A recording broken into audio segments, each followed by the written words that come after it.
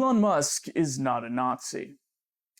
Elon Musk is a fascist, and I'm really not trying to be pedantic here. The difference between these two things is actually very important.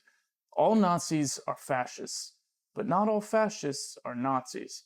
In his book, The Anatomy of Fascism, historian Robert Paxton describes fascism as a form of ultranationalism, obsessed with the idea of national rebirth, a return to a mythic national past, and a restoration of lost strength and honor. Strength and honor. Strength and honor. But he also points out that fascist movements always take on the specific characteristics of the nations from which they emerge.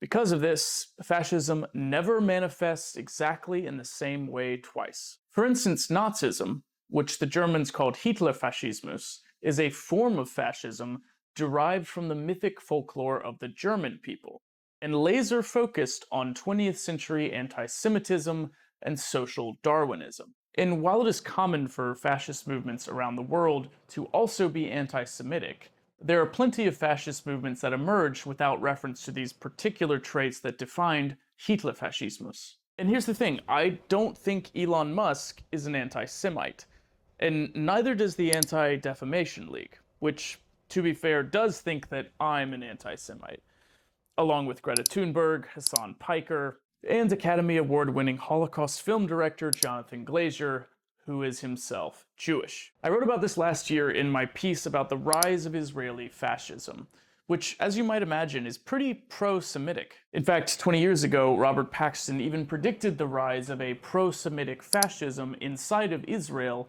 if the Palestinian refugee question continued to be unresolved. In the case of Elon Musk, he specifically describes himself as a pro-Semite and a strong supporter of Israel.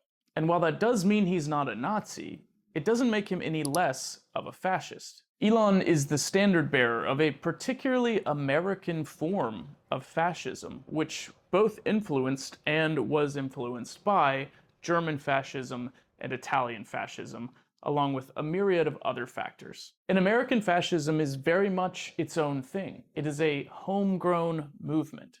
The quicker we understand that American fascism is unlikely to look like German fascism, the easier it will be for us to oppose it, and to oppose those who would seek to wield it in order to maintain power.